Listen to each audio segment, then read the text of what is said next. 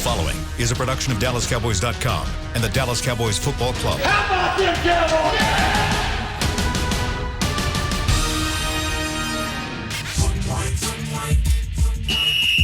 Let's go, baby! Are you ready for a break? Yes. Are you ready for a break? Absolutely. Ready for a break? Yeah, and so much for that. It's time for The Break on DallasCowboys.com. We were on the break! With Nick Eatman, David Hellman, Ambar Garcia, and Derek Eagleton. It is Saturday, July 24th, 2021, Season 17, Episode number 2. Welcome to the latest edition of The Break. We are live from Oxnard, California. It is Day 3 of Training Camp 2021 that is presented by American Airlines, and I'm here with Dave and Nick. We're talking Cowboys football with you guys for the next 45 minutes. Today will be the Cowboys' third practice. That'll start at 11 a.m. Pacific time. I'm sorry. Second practice took that off of Day 3. It was weird. It was real weird. But, you know, it was interesting because yesterday Mike McCarthy talked about kind of his rationale there, and he said it's the first time he's ever given a day of rest after only one practice. But after kind of seeing how the team was kind of responding to it, he said he'll probably stick with that going forward. What do you guys think? Is he going to have a choice? I mean, is that his choice to stick with I think how he arranges it, I think, is his choice. Yeah, I don't think you that. could tell by Kellen Moore talking and him talking that, you know, they're being careful with their words because they know this is an NFLPA type thing, but I mean they don't love it. That you know, it's just stop, start, stop, start. It's going to be like that all of camp as well. But Yeah. But you got to be smart on what the off day is. It's not a practice, but it's not necessarily an off day. They're still doing something. I did think Mike, and I agree with that, but I thought Mike made an interesting point that I don't know that I'd ever considered, but like there's a lot of anxiety that goes into this. Maybe not for your stars and the guys that have done this a million times, but a lot of the guys on the roster don't fit that description. You're fighting for a job, fighting for a roster spot. A lot of them never been in the NFL before. Totally get that. So maybe it is a good thing to, you get your practice under you, you catch your breath and say, all right, I'm here, I'm situated in my hotel room, I've been on the field, I got this, I know where the meeting rooms are, and now we can go. Having said that, it is going to be kind of herky-jerky because I think we do 2 in a row this weekend and then they're off again. It is not what it used to be, but that's probably a good thing for player health. What's the difference between the NBA and Major League Baseball and the NFL regular season games? I mean, it's the fact that there's a bunch of them, and then the NFL is like there's only a few, and a couple can change your whole season. I think the same can be said with practice. There's only a few of these practices. There's 13 practices. You get 4 preseason games. So 17, 18 times you're going to get a chance to go out there and put something on tape. I mean, that means everything. This isn't just a throwaway practice. Every rep, every play is a big deal, especially like Dave's talking about those younger guys. Yeah, and building them up a little bit to get them prepared for a long season. There actually is a method to this. If you look at how they arrange these schedules and these off days, you have one practice, then you have an off day. Then you have 2 practices, then you have an off day. Then you have 3 practices, then you have an off day. It's almost as though they're kind of building them into the repetitive motion of getting their bodies back ready to be able to compete at a high level on a day-to-day basis. And that's not a bad thing, Dave. You and I were talking before the show started about running. It's the same thing. Yeah. When you're building your body up, the worst thing you can do is just jump right in and go all in for, 7 days in a row. You kind of want to build yourself back into it to get yourself ready to go. And that's my slow ass jogging down the street, not playing NFL football. Either way, the concept is still the same. If I can ruin my body doing that, then Right. they need to be as careful as possible. Right. All right. So they did have their first day of practice, and I wanted to give some opportunity for you guys to give some impressions from what you saw. If there was a particular player or moment that stood out to you, good or bad. I'll start with you, Nick. Well, I thought there was a couple of drills, especially the 7-on-7. I thought that the cornerbacks were very active with their hands. I felt like a lot of the balls were getting ripped out, poked out, knocked away, some even intercepted in bounds or out of bounds. But as Trayvon and Dak and by the way, that's going to be a good. I mean, Trayvon Diggs, I think has a chance to really be a guy that could be a star in the making because he's just so competitive. You got to remember he's been chasing his older brother his whole life, which everyone in the league is trying to do too. And so That's I think helped him here. But I thought it was Nashawn Wright, Anthony Brown. There's maybe a couple other corners. I thought Jordan Lewis had a nice play. It was just all like in a 7 or 8 play span. It was every play was like defensive back ripping the ball out, making a nice play. So that was one. And I thought the defense was better than the offense in some of those drills there. Did you hear what Dan Quinn? Did you catch what he said about Trayvon Diggs yesterday? I really enjoyed it. Wait. He said he was like, when he catches the ball, you don't hear it. Yeah, I heard that, He's natural. Like, he's not fighting it. He's not making a big production out of it. It's just, and I thought that like was, a receiver. Yeah, I thought that was fun. First of all, Dan Quinn's not going to get on the mic enough. No, for real. Love his press conferences. For real. Love his press conferences. You learn something. He's interesting. I love his press conferences. I've never seen anyone just naturally throw in cuss words. My my 6-year-old kinda son guy. is working on that, but My kind of guy.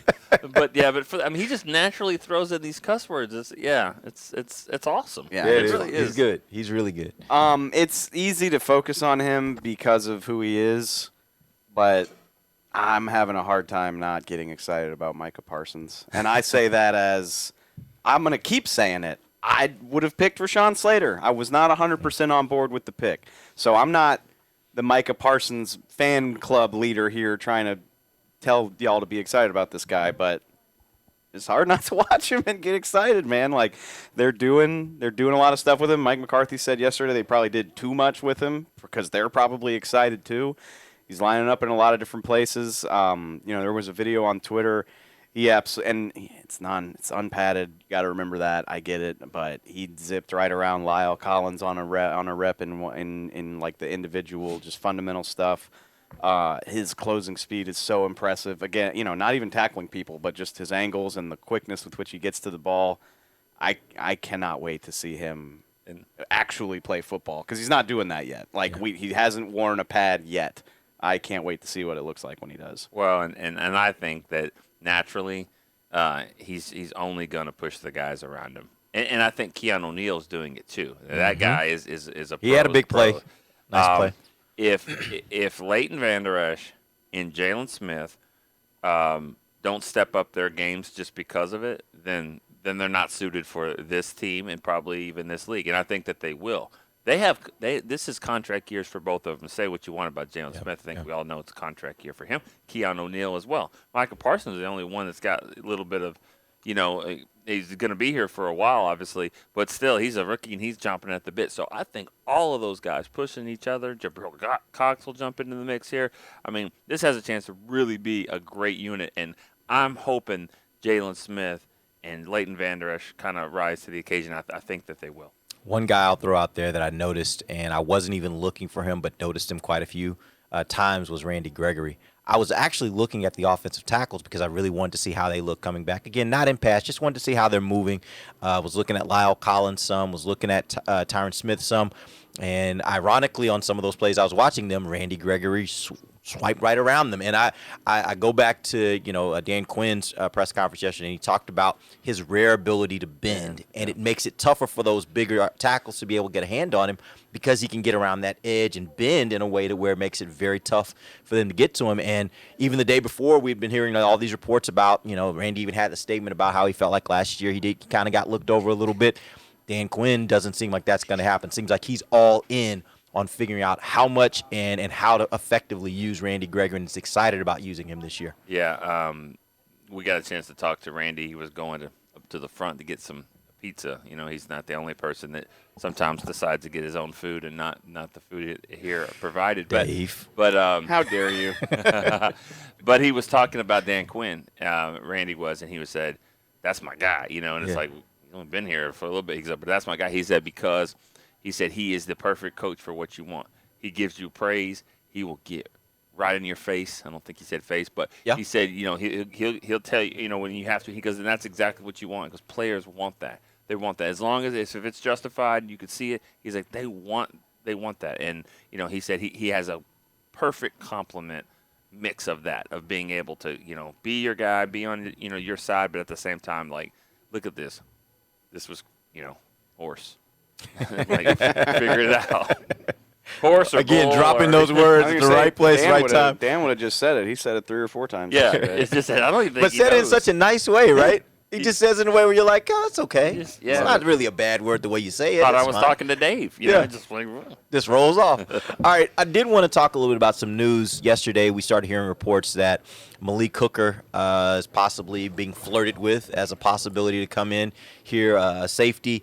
Talk to me about what we know at this point. Maybe we know nothing, but what we know at this point, and if he is coming in, how can he help on this team? Well, we knew there was interest. I mean, this isn't the first time they've talked to him. They brought him in March at the same time they brought in DeMonte Casey. And they signed Casey, and from the sounds of it, they wanted to see a little bit more from Hooker in his rehab. Maybe he wasn't as far along. So they're bringing him in. It's not a done deal, but it sounds like as long as the medical checks out, it will be. I'm in favor of it. I don't have a problem with it. We talked about this yesterday. The timing's just kind of weird to me. Like, I guess maybe if they just weren't sold on his Achilles and they wanted to see it progress a little bit more, maybe that makes sense. But they had a long time to sign him, and we haven't been at camp long enough for them to know. They've had one practice. Like, I doubt they just decided like, oh, these guys suck. We got to get somebody else. Yeah. So. It's just interesting in that regard that, they could have done this 2 weeks ago before they flew out here. But, again, I'm not questioning it because I think it's a good idea. It's just weird timing to me. well, yeah, and he's got to pass 5 tests. So that's another part of why maybe they could have done this a little bit earlier, Right. because that means he's going to miss some time. So if they're going to do it, they better do it and start that clock. And I'm not sure that they haven't already. I'm not sure if it's 5 tests after you sign or just 5 tests since you get here, 5 in a row. I don't know. I don't know the whole deal with that. I do know this. The fans like what they see and have seen out of Donovan Wilson. He makes plays. He's made plays since the preseason Since he got games. here, yeah. Yeah. They like him more than the coaches do, is my opinion. I'm not saying the coaches don't like him, Yeah. but they are not as sold with him. I think there's coverage issues there in the back end. I don't want to compare him to Roy Williams, but I think it can be that sometimes when you see big hits, you see big plays from the safety position. And another thing, Dan Quinn, he really did a nice job of talking about how important that position is with communication and all that. Not knocking Donovan Wilson. I just don't think the Cowboys are as comfortable with him making plays on the back end as some of the I think fans are. the average fan has Donovan's name written in Sharpie, and the coaching staff is like, pencil maybe. Pencil. Yeah. Maybe. But it is interesting because Donovan Wilson to me he's the box guy. I mean, he's your strong safety. He's the thumper. He's not a coverage guy. That's not his game. Hooker's a free safety. Hooker's coverage all the way. That's his thing. He was a ball hawk in college. That's what got him drafted so high. And Casey too. Like, Casey doesn't have the frame to play in the box. Right. I think I said this in the spring. I'm not exaggerating. DeMonte Casey is not that much taller than me. Like, he's not big by NFL standards. Right. So it's interesting because I don't think Malik Hooker is competition for Donovan Wilson because I just think their roles are a lot different. So if he does sign, it's just interesting because I think you've probably got a competition between Casey and Hooker to see who's going to be that free guy. And that's the part that also I'm wondering about because again, this is a team that we expect is going to play a lot of cover 3, a lot of single safety high. The expectation is that they're going to legitimately have a guy that stays back and a guy that's up closer to the box. And my thought was DeMonte Casey is their guy. Like, they brought him in for a purpose. And since he's gotten here, he's certainly from our expectations, I think we've all talked about how he's exceeded that, just the fact that he's actually on the field. And to come back from that injury that quickly and be out there playing, the expectation is, okay, they're getting what they kind of wanted.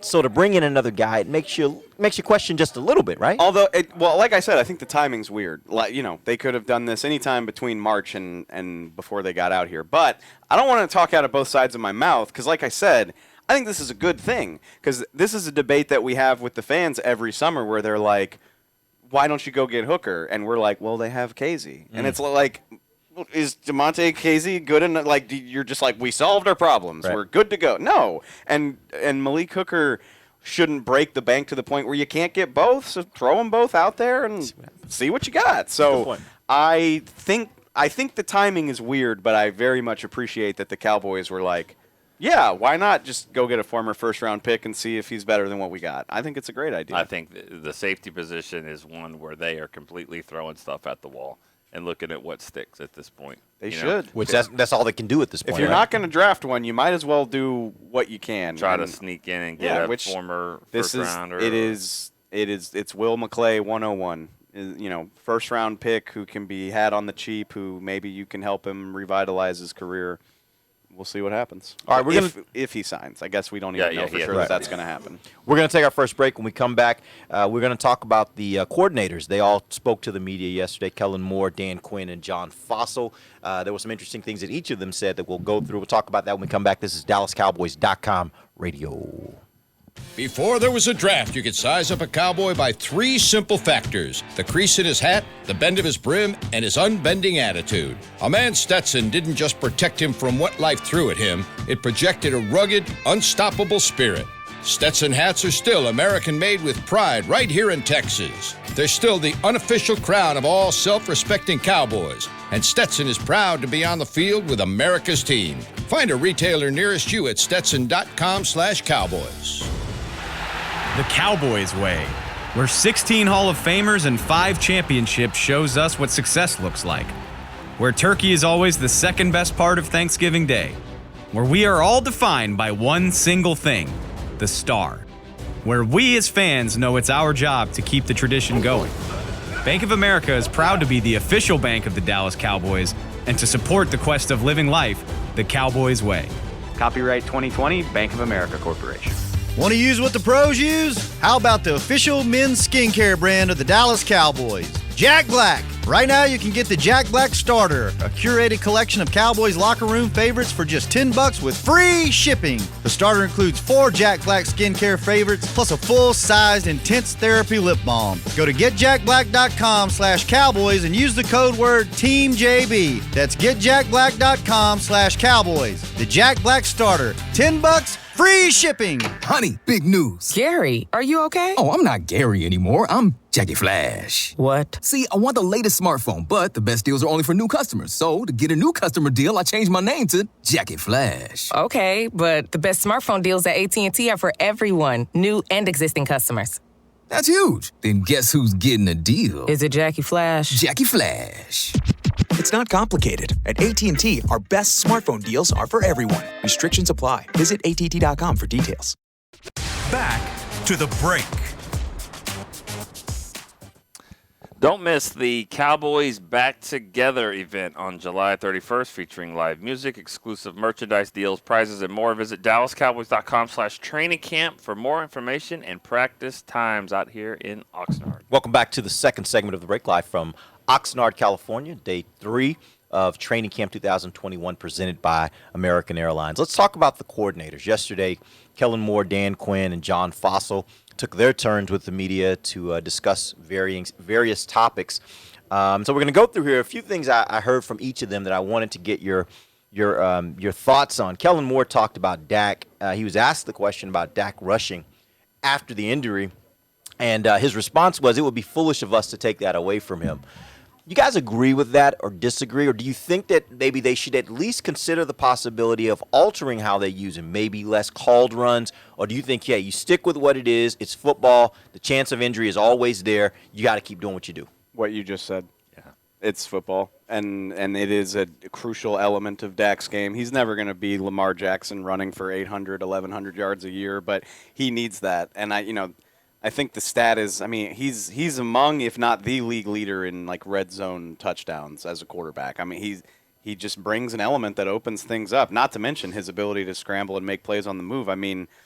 Half or more of the best plays of his career are when something broke down and he scrambled and made something happen. He's just got a knack for it.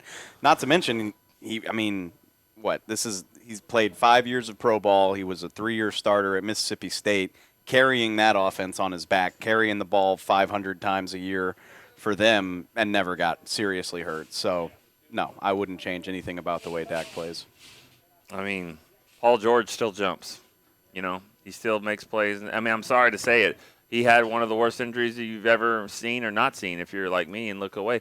You have things like that happen. and you have to come back. To your point, like I forget that ever happened to Right. Paul George. Like Right. when he was kicking ass in the playoffs this year, Yeah. not even thinking about it. Yep. It's just like Dave said. I mean, he's not Lamar Jackson, but he might be closer to that than he would be Aaron Rodgers. And I don't want to get into all that. I mean, Dak is a complete quarterback. He really is. Yeah.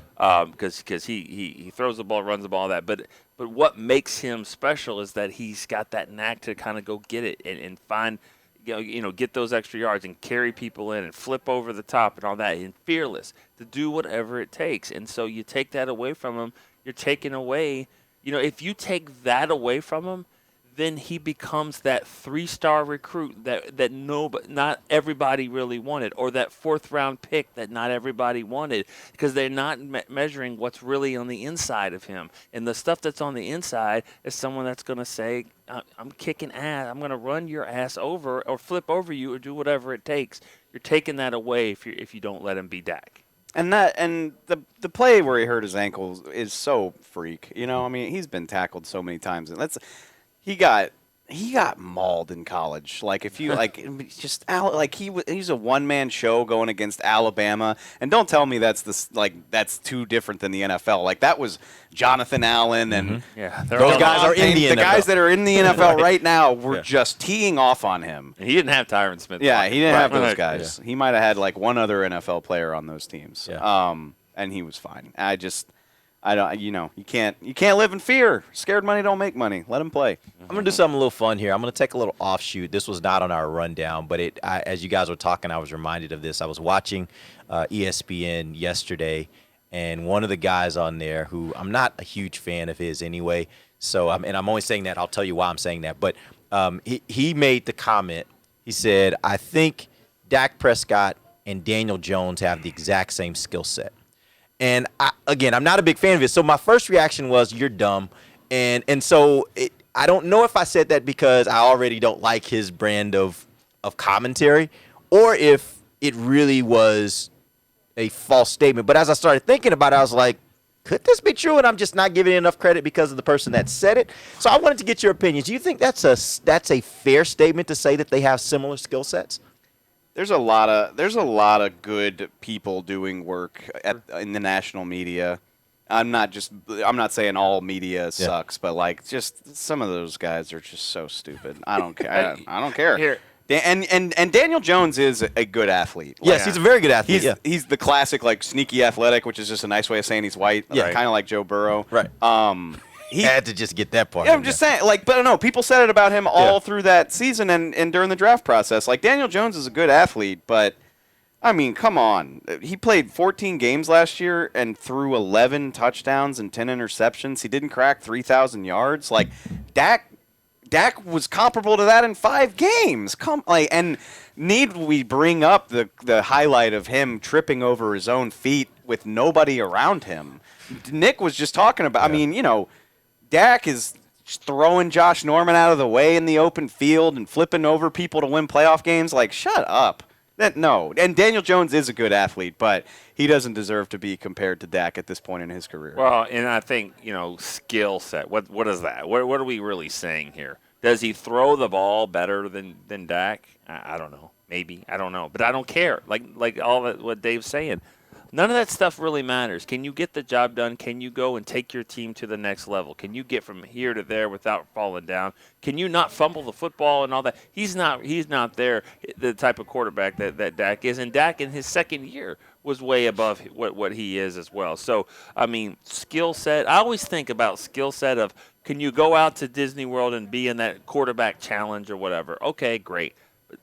Can you translate it? Can you be the guy? Ironically, people killed Dak for years because he did that and sucked at it. Yeah. Remember that? Like, I think maybe David Carr beat him in one of those, accuracy games. Like, Dak was just there to promote something, and, people pulled that video up for years. I don't give a damn about that. Right, I don't that's care. not what it is. That's not, it's not about that. And so, skills, who cares? Maybe he does, maybe he doesn't. Daniel Jones, I looked it up. Sorry, I didn't mean to cut you off. That's just like saying that this guy, like Kyle Korver, is a better shooter than, Kobe Bryant or whatever. Okay, maybe he could win the 3-point contest, but let's play. Yeah. Why don't we just put him out there and let's play and see what happens? Yeah. Steve Kerr was a really good shooter, but he wasn't beating, Michael Jordan. Daniel Jones threw for 2,900 yards and 11 touchdowns in 14 games. Dak threw for 1,809 in 5. Not even 5, 4.5, because he left the Giants game early. So, stop. Maybe I'm wrong. Maybe Daniel Jones is going to be a revelation and really turn the corner. But if I had to guess, I think 4 months from now the Giants are going to look like idiots for not going after Justin Fields, if I had to guess. Well, and whoever said that, I don't even know who said that, but basically just trying to draw people off sides. And Derek, you just DeMarcus Ward that thing around the corner. No. The reason why is because, again, sometimes you know how it goes. There's certain people you really respect and others you don't. Mm-hmm. And so others you don't, typically when they say things, it's easy to dismiss them. Right. And so I was like, and as I started thinking about it, I thought, well, he can run the ball. He probably doesn't get as much credit for being able to run the ball as he does. We know he can throw the ball downfield. We've seen that before. He's done that pretty good with the Giants. So when you just think about it from that standpoint, those two skills, you could probably make some argument that they're comparable. I still am not willing to go there, but I just wanted to make sure I wasn't thinking about this more so from the standpoint of me having not really. I don't think he's a terrible quarterback at all. I think I think they have a chance to be pretty good offensively. He's going to come into his own. He's got a running back now, back, and I think that they got. He's got a good complement of receivers out there. We'll see how good they are with him, but I think he's got just on the face of it, decent set of receivers down there. Yeah. All right, let's move on. Let's talk about Dan Quinn and his comment. The first one I want to talk about. He told this story about a situation where they mic'd up DeMonte Casey. Dave, tell that story and kind of the relevance of the point he was making with the story. Yeah, Casey tipped us off to it when he spoke to the media, but he was basically saying, Dan Quinn's going to come up with ways to get what he wants out of you. And, he's a talkative, loud personality guy in life, but on the field, he wasn't doing enough. He wasn't communicating. He wasn't talking as much as he needed to. And this was back when he was in Atlanta years ago, not right now. But so Dan Quinn mic'd him up, not like NFL Films, mic'd him up, coaching staff, just to kind of show him what he was, or in this case, was not doing. And then I think Dan Quinn was saying he showed him the video, which I think everybody's seen the video of John Lynch in the Super Bowl for Tampa. And, he told Dexter Jack, he would before the play, he was like, we saw this on tape. This is going to be that sluggo, and if you're right here, you're good to go. And he picked it off and ran it back for a touchdown. And John Lynch was like, that's what I said, right? Which I always thought John Lynch was trying to take credit for he's like, hey, well, Dexter made the pick, but anyway. But so Dan Quinn's point was, it's not enough to say hey, shade left, shade right. You got to talk to people and say, we saw this. They tend to do this in this formation. Keep your eye out for that. And I think he said, it's basically essential at the safety position. That's part of your job. Mm-hmm. And I think it was just really Casey was saying, that's what we talk about when we say he's a player coach, is that he will do that type of stuff to help you get the most out of your game. And I wish that more fans would realize that, just because you're a cornerback that might be slowing down, and people think, well, if you're a cornerback like that, you just play – just play safety. Mm-hmm. You're older now. Why don't we just move him to safety? Well, first of all, you got to be able to hit, tackle, and want to do it. And you also have to do what he's talking about. Understand the full game. Understand everybody's position and get them lined up. And it's not every day where a cornerback can just do that. It's happened. There's been some good corners that kind of shift over into that. But, there's more to a safety than just being a guy that's kind of a slower corner. It's not what it is at all. Mm-hmm. Which I think Quinn also, referencing the John Lynch tape, he was like, that's the championship standard. We're trying to meet that. Doesn't mean you're not going to be that from the get, but that's where you're trying to go when you understand things on that level. Yep. All right. Another thing he said that was interesting to me, and this was he just kind of threw this in, but he was talking about the cornerbacks, and he said there will be times we'll want to match up, and he was talking about moving them around. The question was, should we expect to see the cornerbacks lining up on the same side consistently? He was like, no, I think we're going to move them around because there are times you might want to match up. It was the first time I'd really heard the idea that they may be traveling guys because they want to get a particular matchup. So my question for you guys is, Did you get the same thing that could suggest that they may decide to travel guys for specific matchups on game days? And if so, who's the number one cornerback you think on this team that would match up with the top wide receiver from an opponent? Or do you expect this to be kind of something that varies based upon the skill set of that particular player, and then they match up the corner they think is best to travel with him? I don't think they have that corner right now. I haven't seen it. I mean, Diggs, yeah, we think he's going, forward, and he's going to be a really good player, but I haven't seen that. I mean, he got burnt a lot last year. We gave him that rookie pass because he is a rookie thrown into the fire. He got thrown in more than what Joseph's going to get thrown into, I believe. But he handled it. He kept coming back for more, and I think he's getting better. But I think Diggs' style of play is going to have a really big game, defensive player of the week type of game, 2 interceptions and stuff. I think he'll also get burned really bad a game too, because that's the type of player he is. I see a Janoris Jenkins type guy with him, kind of hot and cold. I mean, just because he's going to be the risk taker, but he's going to get picks. He's going to get beat at times too. So I don't know if they have a guy. Yeah, I will say this. Okay, honestly, I prefer that kind of guy. Okay, give me a couple turnovers. Give me some turnovers, because guess what? Every cornerback gets beat. Right. I want the guy that is also going to, if you're going to get beat sometimes give me the ball. Like, give me a turnover, and I'll take that. I'll accept the fact that you're going to get beat from time to time. You would rather have that or Byron Jones, who really didn't get beat a lot, didn't make a lot of picks? I want the guy that's going to give me some turnovers. It's a tough one. Especially with an offense that I expect is going to score like this one. Give me some turnovers. I think I'm just that memory of Dez just abusing Janoris Jenkins all those years ago. Maybe that's a bad example. I hear you, though. I would say Terrell Buckley, but most people don't even remember that guy. I was about to say, that was like... That's back in the day. Buckley get 5 or 6 picks a game and get burned. Yeah. To be honest with you, I really... 5-6 a year, not a game. I was going to say, like, that would have got you fired. A year. Best game ever. I really thought Dan was just talking more about figuring things out at training camp than like what they're gonna do. He had a great line that I liked a lot, talking about, we basically got 40 days before this really starts to count, and over those 40 days we just got to figure this whole thing out. And I think that's part of that, which I do love that though. They're gonna move guys around. You're not always gonna be at left corner, right corner. Anthony Brown, he said he's gonna play a lot of nickel while he's here. Kelvin Joseph and Trayvon Diggs maybe as well. I think it's just about finding who does what the best, so that when you get to the season, maybe you have those options. Mm-hmm.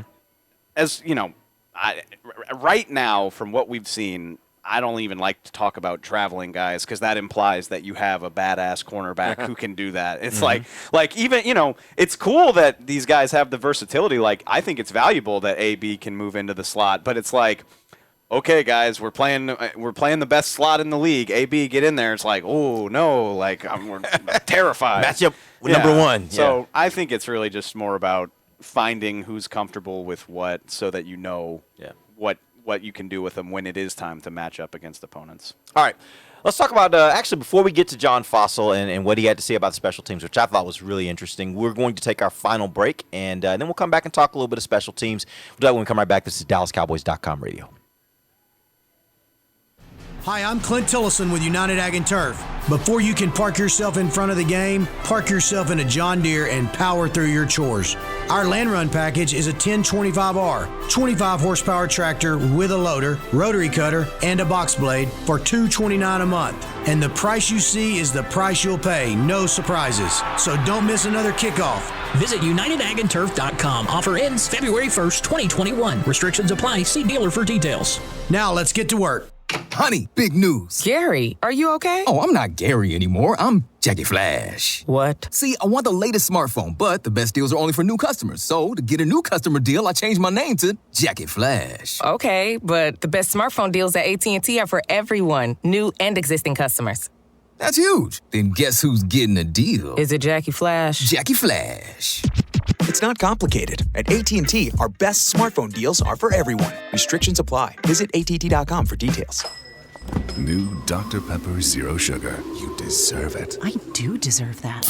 You deserve decadent flavor without sugar and a day at the beach without sand getting everywhere. and a relaxing bath that your children don't interrupt. I deserve all that? It's really just a visual metaphor for Dr. Pepper Zero Sugar. Everything you want, nothing you don't. A visual metaphor on the radio. I do deserve that. Dr. Pepper Zero Sugar. The zero you deserve is finally here. Before there was a draft, you could size up a cowboy by 3 simple factors: the crease in his hat, the bend of his brim, and his unbending attitude. A man's Stetson didn't just protect him from what life threw at him, it projected a rugged, unstoppable spirit. Stetson hats are still American-made with pride right here in Texas. They're still the unofficial crown of all self-respecting cowboys, and Stetson is proud to be on the field with America's team. Find a retailer nearest you at stetson.com/cowboys. Back to the break.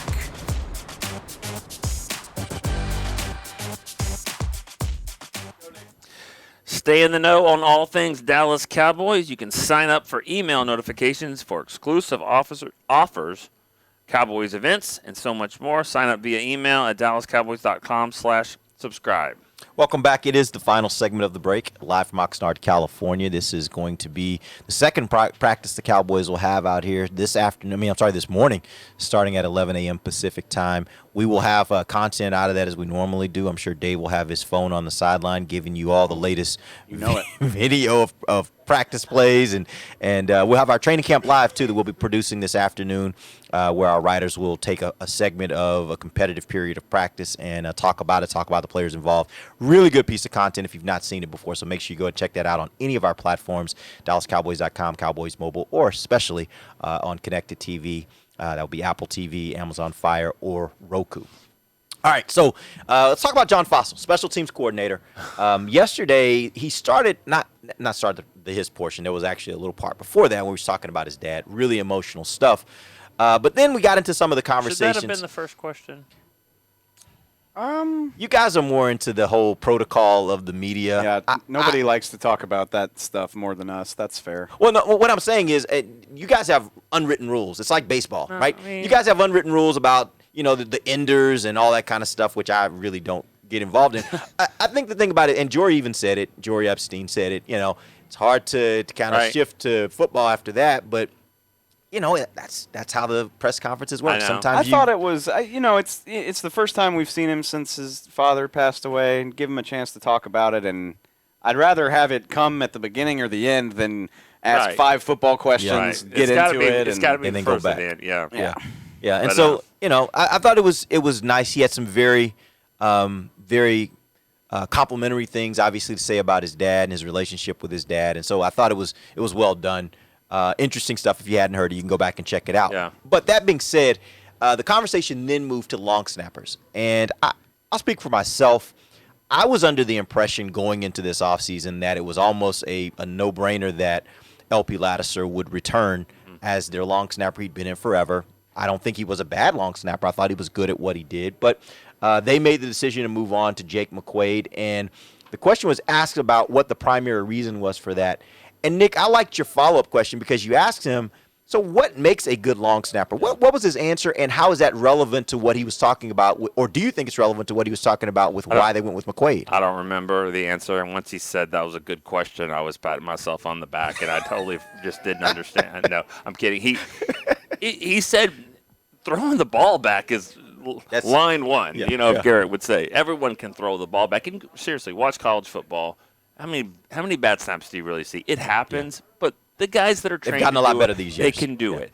That's not what it's about. It's about protections. It's about understanding where the rush is coming from, and then it's also about getting in lanes. It's not just running down the field and making tackles. It's also staying in your lane and making sure across the the line that you're good. And now he's not the first one down, but he's LP was down there enough that So you got to have some athleticism to do that. You got to have some understanding. And more than anything, did you hear what he said about what Jake McQuaid, I think, wants to be a linebacker? Yeah. Okay, he's not one. He wants to be, though. He understands. He still does reps and stuff to tackle because you still got to do it. Didn't see LP doing that. And I'm not going to throw – you said LP was a good snapper. LP was a phenomenal snapper. He had no bad snaps in 17 years. A phenomenal snapper. Now, maybe what Fossil's trying to do and some other things, Jake McQuaid fits better. He's had him before. They both were free agents. Pick the one that you like, and he said, I think LP has some ball left in him, even though no one has signed him. He said, I think McQuaid's got a lot of football left in him. So, he went from, 40 to 32, 33. That's what it would. But it was just more to it than just, because they're all going to be perfect at snaps, knock on wood. I thought that last part was interesting to me. I mean, people were all curious and up in arms about that when it happened, and I was like, well, yeah, I mean, coaches bring in their guys all the time. You don't see them fire the longest tenured player in team history very often, but I think, McQuaid's been to 2 Pro Bowls. He's clearly really good at what he does, and you're weighing it and you're saying, okay, the credentials are similar enough that this makes sense. If you like him more, whatever. And McQuaid's 33, LP's 40. Mm-hmm. So, I mean, if you can get – and what, LP got here during Parcells? Yeah. And stayed through – he was here from Bill Parcells to Mike McCarthy. So if Jake McQuaid catches on here, he could be the long snapper for the next 4 or 5 coaches. He'll be running this department by then. It's entirely possible. Who's next? The next coach. We're going to go – Man, that's that. Sure. I'm kidding. Kellen Moore. Let me say this. Oh, and I really don't want to transition into that with Kellen Moore talk about, next coach. I'm not saying that. Yeah. When Kellen Moore was getting talked about being the coach at Boise State, I'll be honest, I look at him and I don't see head coach. Why? I just didn't. I didn't see it. Personality-wise, standing up there, all that. I didn't really see that in Mike Zimmer either, and he's been a really good coach and all that. You don't have to be this charismatic, Jerry Glanville type, whatever, all the time.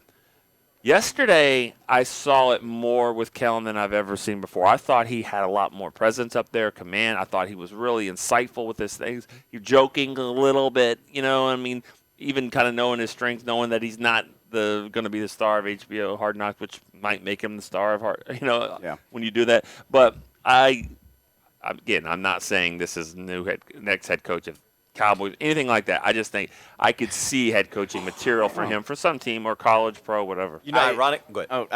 The guy that brought him here it's the same guy. Kellen Moore was a better quarterback than Jason Garrett, but far better, yeah. Far better. But it's uncanny to me. I think when in college. Yes, college. I'm talking about college. Okay. Yes. Okay. I'm saying not in the NFL. Okay. Both of them were backups in the NFL, but in college he was far better. Winningest college quarterback ever, had a really great Thanksgiving game. I mean, I don't know. I'm just saying. The way Garrett led them back against Dartmouth back in '90. I missed that game. Me too. Sorry. But I bet he did. I bet he beat Harvard. I think Kellen.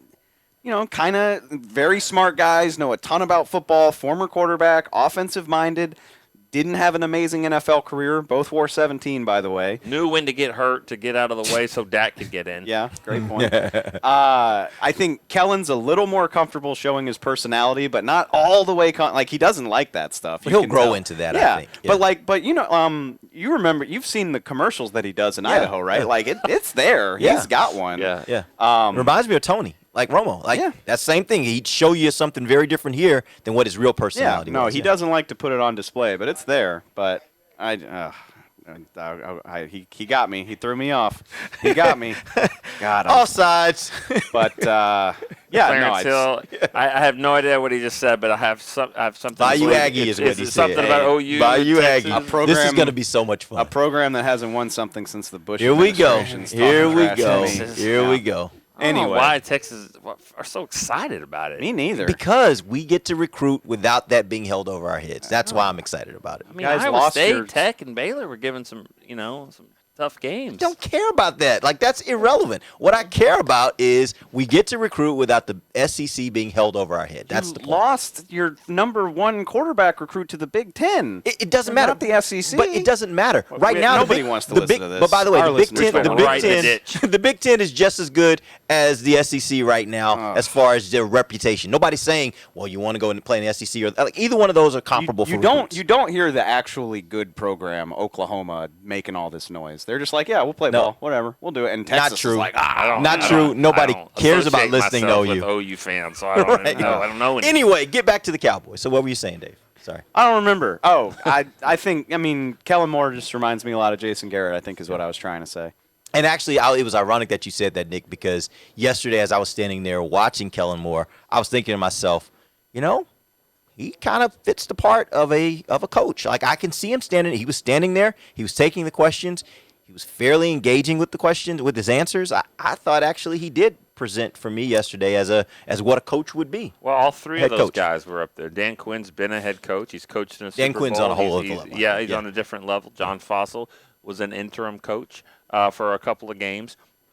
He's a very good at his craft. His dad, as he talked about, has been a coach in a Super Bowl. He understands how that works. And Kellen Moore, I think, is on his way as well. And Kellen Moore's dad was a coach, right? He coached him in high school. Coached him. Yeah. Coached him in high school. So, this is a very well-rounded group of coordinators, and not just coordinators, but, look on the staff again. How many guys have been a head coach? I know last year it was 5. This year it's maybe 4 again with that been a head coach at some point. Kellen Moore, not Kellen Moore, but Quinn. Those Fossil, three and Philbin. McAdoo's on the staff now. He's been a coach, so they've got guys that can hopefully help McCarthy if needed when just for different things that pop up. Yeah. Which I'm not trying to stir up drama at all. I'm not suggesting Kellen Moore has ulterior motives, but I don't think you turn down the head job at your program where you're a god to just be an OC in the NFL, Sure. No, but I do think you turn it down if your expectation. And yes, I agree with What you. he's saying. The one thing I will say is I don't think he necessarily has designs on this head coaching job. I think he looks at it as that's my point. Okay, But he's like, If you're going to get in college football, you go to Boise. Yeah, Because exactly. Boise, that's where he went. That's exactly right. he's Boise's- like, which he loves Boise, but he's like, I've got higher aspirations than Boise State. And let's be clear, if this offense plays the way that we all expect it to play this year, and let's assume for a second that maybe they get with that some team success, he's going to be a hot commodity next year as far as head coaching jobs are concerned in the NFL. If this offense is as good as it should be, he's going to be, he'll be in that, there's always that circle of coordinators that's, it's been Bieniemy for forever at this point. He'll be on that list if this offense is where it's supposed to be. Absolutely. All right, we appreciate you guys joining us. We'll be back tomorrow. We'll have more to talk about Cowboys. We'll be back on Monday. Tomorrow we'll be talking Cowboys. We'll have these practices today and tomorrow. We'll be able to recap those for you and give you some insight as to what we're seeing out here in Oxnard. Till then, for Nick Geetman, Dave Hellman, I am Derek Eagleton. This has been The Break, live on DallasCowboys.com radio. This has been a production of DallasCowboys.com and the Dallas Cowboys Football Club.